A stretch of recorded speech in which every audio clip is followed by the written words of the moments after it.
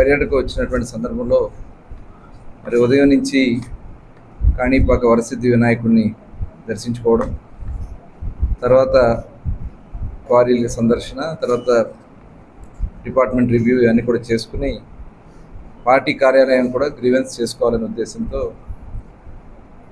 కార్యాలయానికి కార్యకర్తల నాయకుల్ని కలుసుకోవాలి అనే ఉద్దేశంతో ఇక్కడ ఈరోజు రావడం జరిగింది. మరి ఈ సందర్భంగా జిల్లా పార్టీ అధ్యక్షులు, అదేవిధంగా గౌరవనీయులు శాసనసభ్యులు జగన్ గారు, అలాగే దొరబాబు గారు, ఇంకా పెద్దలందరికీ కూడా పేరు పేరున నమస్కారాలు తెలియజేస్తూ, ఈరోజు ముఖ్యంగా 2 సంవత్సరాల పరిపాలన, ఎందుకంటే 5 సంవత్సరాలు ఈ రాష్ట్రంలో ఒక అరాచకం నడిచింది. జగన్మోహన్ రెడ్డి ముఖ్యమంత్రిగా చేసినటువంటి కార్యక్రమాలు ప్రజలందరూ కూడా ఆ రోజున భయభ్రాంతులకు గురైపోయారు. 2024 ఎన్నికలు ప్రజలు స్వచ్ఛందంగా ఇవాళ 94% మ్యాండేట్ ఇచ్చారు. అంటే 175 స్థానాలకి 164 స్థానాలు కూటమి నాయకత్వాన్ని బలపరిచి ఇచ్చినటువంటి అవకాశంతో ఇవాళ ఈ 2 సంవత్సరాలుగా అనేక కష్టాలు, ఇబ్బందులు ఉన్నాయి.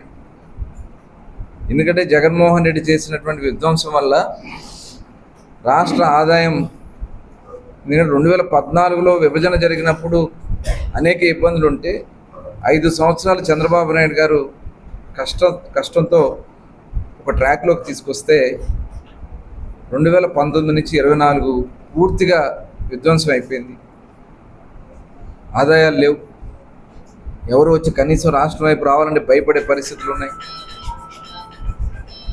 వచ్చే ఆదాయం జీతాలకే సరిపోయే పరిస్థితి.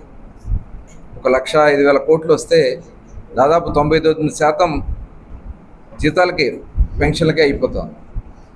కానీ వాళ్ళు ఇచ్చినటువంటి ప్రతి హామీని కూడా నిలబెట్టుకుంటూ ఈరోజు ఏదైతే పేద ప్రజలకు ఇచ్చినటువంటి పేదలకు సేవలో పెన్షన్లు ఇచ్చాం, దాదాపు 64 లక్షల మందికి పెన్షన్లు ఇస్తున్నాం. దగ్గర సంవత్సరానికి 35,000 కోట్లు అవుతుంది. ఇప్పటికి దగ్గర 65,000 కోట్ల రూపాయలు పెన్షన్ల రూపేణా ప్రజలకు అందించడం జరిగింది. అలాగే తల్లికి వందనం, ఎంతమంది పిల్లలు ఉంటే అంతమంది పిల్లలకి తల్లికి వందనం, దగ్గర 10,000 కోట్ల రూపాయలు తల్లికి వందనం కింద చదువుకున్నటువంటి పిల్లల తల్లులకి అందరికీ అకౌంట్లు వేస్తా ఉన్నాం.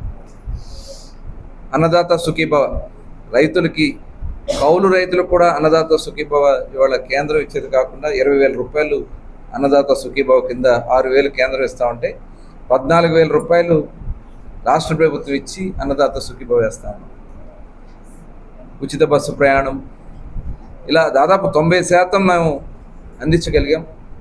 ఇన్ని కష్టాలు, ఇబ్బందులు ఉన్నప్పుడు కూడా అభివృద్ధిలో కూడా ఇవాళ గుంతలు భయంలో ఉన్నటువంటి రోడ్లని మొత్తం కూడా గుంతలు లేకుండా చేసినటువంటి పరిస్థితులు కానీ, ఇరిగేషన్ ప్రాజెక్టులు ఆగిపోయినటువంటి పోలవరాన్ని కానీ, ఉత్తరాంధ్ర సుజల స్రవంతి కానీ, ఇవన్నీ కూడా కార్యక్రమాలు చేసుకుంటూ ముందుకెళ్తాం. హంద్రీనీవా, కుప్పం వరకు కూడా ఇవాళ నీళ్ళు అందించగలిగాం. ఇవన్నీ కూడా ప్రజలకి మరొకసారి, ఎందుకంటే అడుగడుగునా జగన్మోహన్ రెడ్డి విధ్వంసం సృష్టిస్తూనే ఉన్నాడు. కులాల మధ్యన చిచ్చు పెట్టుతూనే ఉన్నాడు, మతాల మధ్యన చిచ్చు పెట్టాలని ప్రయత్నం చేస్తూ ఉన్నాడు. ఇవాళ ఏదైతే యువతకు ఉద్యోగ అవకాశాలు కల్పించాలని చెప్పి మెగా డిఎస్సి, ముఖ్యమంత్రి గారు మొట్టమొదటి సంతకం మెగా డిఎస్సి మీదకి పెట్టాం. మెగా డిఎస్సి మీద 16,300 మందికి చాలా ట్రాన్స్పరెంట్గా సెలక్షన్ చేసి వాళ్ళకి ఉద్యోగాలు ఇచ్చి ఇవాళ వాళ్ళు జాబ్ చేస్తూ ఉంటే, సంవత్సరం తర్వాత ఇప్పుడు ఒక అలజడి సృష్టించడానికి చేస్తున్నటువంటి కుట్ర. ఒకసారి 5 సంవత్సరాలు ఆయన చెప్పాడు, నేను వస్తే ప్రతి సంవత్సరం డిఎస్సి కండక్ట్ చేస్తా అన్నాడు. ఒక్క డిఎస్సి కండక్ట్ చేయలే. Job calendar, January 1 job calendar అన్నాడు, ఒక్క ఉద్యోగం ఇవ్వాల. ఇవాళ కూటమి ప్రభుత్వం కట్టుబడి చేసినటువంటి కార్యక్రమాలకి చిచ్చు పెట్టే కార్యక్రమాలు చేస్తున్నారు. అంటే ఇవాళ ఎంతమంది మానసిక క్షోభకు గురవుతారు. ఇవాళ ఇంత ట్రాన్స్పరెంట్గా చేస్తే వాళ్ళ నాయకులు మాట్లాడతారు. ఒక ఆయన మాట్లాడతాడు, పేకాట ఆడే వాళ్ళకి కూడా ఉద్యోగాలు ఇచ్చారు. As per government of India ఇచ్చినటువంటి స్పోర్ట్స్ చార్ట్ ప్రకారం మాత్రమే సెలక్షన్స్ జరిగినాయి. ఇప్పుడు ఏంటంటే వాళ్ళు ఏదో ఒక రకంగా మనం చూస్తాం నంద్యాలలో రాజశేఖర రెడ్డి బొమ్మ వైసీపీ నాయకుడిని తీసేసి అక్కడ అంటే విధ్వంసాలు సృష్టించాలని. గతంలో చూసాం రాజమండ్రిలో పాస్టర్ ప్రవీణ్ అతని యాక్సిడెంట్లో చనిపోతే అది మతాల మధ్యన పెట్టాలని. ఒక దుర్మార్గమైనటువంటి మనస్తత్వం ఉన్నటువంటి వ్యక్తి జగన్మోహన్ రెడ్డి. ఇవాళ విశాఖపట్నం స్టీల్ ప్లాంట్లో ప్రమాదం జరిగింది. ప్రమాదం జరిగిన వెంటనే గౌరవనీయులు నారా లోకేష్ గారు వెళ్ళారు, పవన్ కళ్యాణ్ గారు వెళ్ళారు. అక్కడ ఉన్నటువంటి ప్రజాప్రతినిధులందరూ కూడా అక్కడే ఉండి సహాయ చర్యల్లో పాల్గొనడం కూడా జరిగింది. ఇవాళ 3 రోజుల తర్వాత గుర్తొచ్చింది జగన్మోహన్ రెడ్డి గారికి. ఇవాళ వెళ్ళారు ఆయన. అసలు స్టీల్ ప్లాంట్ గురించి మాట్లాడే అర్హత వైసీపీ నాయకులకు ఉందా అని చెప్పి నేను అడుగుతాను. ఆ స్టీల్ ప్లాంట్ని అమ్మేయాలని ప్రయత్నం చేశారని చెప్పి సాక్షాత్తు ఎల్వి సుబ్రహ్మణ్యం గారు ఆ రోజున చీఫ్ సెక్రటరీగా ఉన్నటువంటి ఎల్వి సుబ్రహ్మణ్యం గారు చెప్పింది వాస్తవం కాదా? కేంద్రంతో కనీసం ఒక్కసారి కూడా చర్చించకుండా అమ్మేయాలని ప్రయత్నం చేసినటువంటి వ్యక్తి జగన్మోహన్ రెడ్డి. కానీ ఇవాళ స్టీల్ ప్లాంట్ నిలబెట్టి మళ్ళీ కేంద్రం నుంచి నిధులు తీసుకొచ్చి దాన్ని ముందుకు తీసుకెళ్తా ఉంటే ఈ ప్రమాదాన్ని కూడా రాజకీయం చేయాలని ప్రయత్నం చేస్తున్నటువంటి దుర్మార్గమైనటువంటి మనస్తత్వం ఉన్నటువంటి వ్యక్తులు మరి ప్రజలందరూ కూడా గమనిస్తూ ఉన్నారు. ఇటువంటి ఒక అరాచక శక్తుల్ని ఖచ్చితంగా, ఎందుకంటే వాళ్ళు మాట్లాడుతూ ఉన్నాడు వెన్నుపోటుకి వాళ్ళు కూడా యాత్ర అంటాడు. 2 సంవత్సరాల పూజ వెన్నుపోటు పొడిచింది ఎవరైనా జగన్మోహన్ రెడ్డి కాదు. ఈ రాష్ట్రాన్ని వెన్నుపోటు పొడిచింది.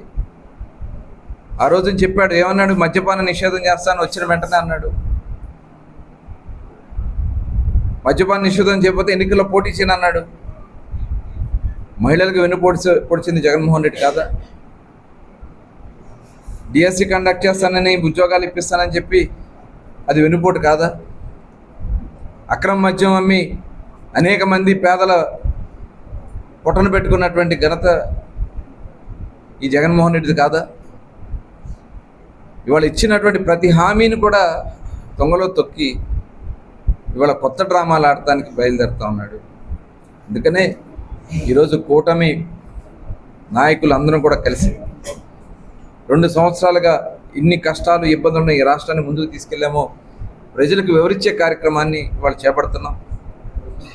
ఖచ్చితంగా ఈ రాష్ట్రాన్ని రాబోయే 3 సంవత్సరాల్లో ఇవాళ కేంద్రం కూడా క్యాబినెట్లో ఇవాళ ప్రకటన చేయడం జరిగింది. ఆంధ్ర రాష్ట్రానికి మరి అమరావతిలో మొట్టమొదటి GPRA project general pool residential accommodation 15 టవర్లని కేంద్రం అనౌన్స్ చేశారు. 1504 ఫ్లాట్స్ మొత్తం టోటల్ అండర్ గ్రౌండ్ పార్కింగ్తోనే ప్రపంచంలోనే ఒక మేటి ప్రాజెక్ట్ని ఇక్కడ అమరావతికి శాంక్షన్ చేయడం జరిగింది. అలాగే మొత్తం 1299 కోట్లతో ఒకే కేంద్ర ప్రభుత్వానికి సంబంధించినటువంటి సంస్థలందరినీ అన్నీ కూడా కలిపి ఒకే కాంప్లెక్స్లో తీసుకురావడానికి ప్రకటన చేయడం కూడా చాలా శుభాభివందనాలు తెలియజేస్తా ఉన్నాం. 2534 కోట్లతో అమరావతిలోనే సెంట్రల్ సెక్రటేరియట్, ఈ 3 కూడా క్యాబినెట్లో ఈరోజు ప్రధానమంత్రి గారు అనౌన్స్ చేయడం వారిని మనస్ఫూర్తిగా ధన్యవాదాలు తెలియజేసుకుంటా ఉన్నాం. గతంలో కేసుల కోసం మాత్రమే జగన్మోహన్ రెడ్డి కేంద్రం దగ్గరికి వెళ్ళేవాడు. కానీ ఈ కూటమి ప్రభుత్వం అటు చంద్రబాబు నాయుడు గారు కానీ, లోకేష్ గారు కానీ, పవన్ కళ్యాణ్ గారు కానీ నిరంతరం ఈ రాష్ట్ర అభివృద్ధి కోసం, ఈ రాష్ట్ర సంక్షేమం కోసం మాత్రమే పనిచేస్తాం. ఈ రాబోయే 3 సంవత్సరాలు కూడా మరిన్ని ప్రాజెక్టులు, కొత్త ప్రాజెక్టులు, ముఖ్యంగా రాయలసీమ ఏరియాలో ఇవాళ హంద్రీనేవా తీసుకొచ్చి కుప్పానికి నీళ్లు తీసుకెళ్ళగలిగాం. అలాగే గతంలో ఇక్కడ సమస్యలు వస్తే, మామిడి సమస్య వస్తే లాస్ట్ ఇయర్ 4 రూపాయల చొప్పున కేజీకి ఇచ్చి దగ్గర 189 కోట్లు 183 కోట్ల రూపాయలు ఆ రోజున మామిడి పంటకు అందించడం కూడా జరిగింది. ఇవాళ ఎక్కడ ఏ సమస్య వచ్చినా అన్ని వర్గాలకి అండగా ఈ ప్రభుత్వం ఉంటాం. గతంలో పనిచేశారు ఇక్కడ ఉన్నటువంటి నాయకులు. అలీబాబా 40 దొంగల్లో ఫస్ట్ ఫేజ్లో ఉంటారు వీళ్ళే. జగన్మోహన్ రెడ్డి తర్వాత ఇక్కడ ఉన్నటువంటి ఈ జిల్లా మంత్రులు, ఎమ్మెల్యేలుగా పనిచేసినటువంటి వ్యక్తులు. ఇవాళ వాళ్ళు చేసినటువంటి దోపిడీ కానీ ఇవన్నీ కూడా చూసాం. మరి పెద్దిరెడ్డి గారు, ఇది చెప్పాలంటే ఆయన గురించి రెవెన్యూలో దోపిడీ, ఫారెస్ట్ ల్యాండ్ చూశారు కదా, పెద్ద బంగళా కట్టుకుని ఇవాళ వారు చేసినటువంటి స్కామ్స్ ఇవాళ అవన్నీ కూడా ఎంక్వైరీస్ జరుగుతూ ఉన్నాయి. అట్లాగే ఇక్కడ ఒక ఆవిడ ఉన్నారు, రోజమ్మ గారు. ఇంకా ఆవిడైతే ఆడుదా ఆంధ్ర అని చెప్పి దోచుకున్నటువంటి దాని గురించి మాట్లాడు, ఏదో డైవర్షన్ పాలిటిక్స్ చేయడానికి వీళ్ళందరినీ కూడా జగన్మోహన్ రెడ్డి వాడుతున్నారు. అలాగే నారాయణ స్వామి గారు ఇక్కడ ఎక్సైజ్ మంత్రిగా పనిచేశారు. ఇవాళ అతిపెద్ద స్కామ్, భారతదేశంలోనే అతిపెద్ద స్కామ్, 3,500 కోట్ల రూపాయల అతిపెద్ద స్కామ్. ఇవాళ ఒక్కొక్కటి తవ్వుకుంటే వెళ్తుంటే సిట్ ఇవాళ అన్నీ బయటకు వస్తూ ఉన్నాయి. ఒక పిఏ 1,500 కోట్ల రూపాయల పైన ఆస్తులు కలిగినటువంటి పరిస్థితి వచ్చిందంటే వాళ్ళ నాయకులు మాట్లాడతారు, ఆయన మా పార్టీ మనిషి కాదని. అంటే పిఏగా ఆయన దగ్గర పనిచేస్తే, ముఖ్యమంత్రి గారి దగ్గర పిఏగా పనిచేసినటువంటి వ్యక్తి పేరు మీద అన్ని 100 కోట్ల ఆస్తులు ఉంటే ఆయన మా పార్టీ వ్యక్తి కాదని చెప్పి తప్పించుకునే ప్రయత్నం చేస్తామంటే ఇవాళ ఎలాంటి వ్యక్తులు ఈ రాష్ట్రాన్ని పరిపాలించారు, నాశనం చేశారో ఒకసారి ప్రజలందరూ కూడా గమనించాలని చెప్పి కోరుతాం. అలాగే ఇక్కడ మరి అన్నగారు రెడ్ శాండిల్ స్మగ్లర్ మరి ఓడించి అన్ని 100 కోట్లు ఖర్చు పెట్టి వాళ్ళు ప్రయత్నాలు చేసిన మరి ఈరోజు నిలబడి ఈ చిత్తూరు నగరాన్ని అద్భుతంగా అభివృద్ధి చేస్తూ ఉన్నారు. పెద్ద ఎత్తున నిధులు అటు ముఖ్యమంత్రి గారితో ఎక్కడ అవకాశం అటు నిధులు తీసుకొచ్చి వారు పనిచేస్తూ ఉన్నారు. అట్లాగే మరి చెవిరెడ్డి గారి గురించి అయితే ఇంకా మనం ప్రత్యేకంగా చెప్పక్కర్లేదు. ఇదైతే టీటీడీకి ఇంకొక అబ్జర్వేషన్ తీసుకొచ్చారు, తుమ్మలగుంట తిరుపతి దేవస్థానం అంటే ఫండ్స్ డైవర్ట్ చేసుకున్నారు. ఇలాంటి క్రిమినల్స్ అందరూ కూడా జగన్మోహన్ రెడ్డి గొడుగు కింద ఉన్నారు. ఇంకా వాళ్ళందరి గురించి చాలామంది ఉన్నారు. ఇక వాళ్ళందరి గురించి చెప్పాలంటే ఆయన ఉన్నాడు, కుప్పంలో ఒక ఆయన భరత్, ఏదో నేను ప్రాజెక్టులు కట్టి వాటర్ తీసుకెళ్ళడం చూసాను కానీ సెట్టింగ్స్ వేసే వాటర్ తీసుకెళ్ళే వ్యక్తులు సాయంత్రం మళ్ళీ మొత్తం ప్యాకప్. సినిమా షూటింగ్లో అప్పుడు చేస్తారు, మామూలుగా సెట్టింగ్ వేసి సాయంత్రాన్ని ప్యాకప్ చేసినట్టుగా ఈయన జగన్మోహన్ రెడ్డి వచ్చి రిబ్బన్ కట్ చేయగానే మళ్ళీ ప్యాకప్. మరి ఇట్లాంటి వ్యక్తులు ఉన్నారు. ప్రజలు ఇవాళ ఒక మంచి నాయకులు ఎన్నుకున్నారు. ఖచ్చితంగా ఈ జిల్లాలో ఎమ్మెల్యేలు అద్భుతంగా పనిచేస్తున్నారు. మనస్ఫూర్తిగా వారిని అందరూ కూడా అభినందిస్తా ఉన్నాం. పోటీపడి పనిచేస్తున్నాయి. ఇవాళ ఈ రాష్ట్రంలో ఎలా ముందుకు తీసుకెళ్ళాలి, ఎలా అభివృద్ధి చేయాలి, ఈ రాష్ట్రంలో ఉన్నటువంటి యువతకు ఉపాధి ఎలా కల్పించాలి, రైతులను ఎలా ఆదుకోవాలి, ఎక్కడ కష్టాలు ఇబ్బందులు వస్తాయి, ఇలా పనిచేసే ఒక మంచి నాయకత్వం ఇవాళ ఈ రాష్ట్రంలో ఉంది. ఈ కూటమి నాయకత్వాన్ని బలపరిచి గెలిపించుకున్న రుణం ఖచ్చితంగా తీర్చుకుంటాం. అలాంటి అరాచక శక్తులను మట్టికి దయచేసి ప్రోత్సహించవద్దు. ఇవాళ అడుగడుగున ఈ రాష్ట్రాన్ని ఇబ్బందులు పెట్టినటువంటి వ్యక్తులు తిరిగి మళ్ళీ అరాచకాలు చేసి అధికారం రావాలంటే కుట్రలు చేస్తున్నారు. అలాంటి పరిస్థితి రాకుండా చేయాలని చెప్పి మరొకసారి మనస్ఫూర్తిగా కోరుకుంటూ అందరికీ నమస్కారం.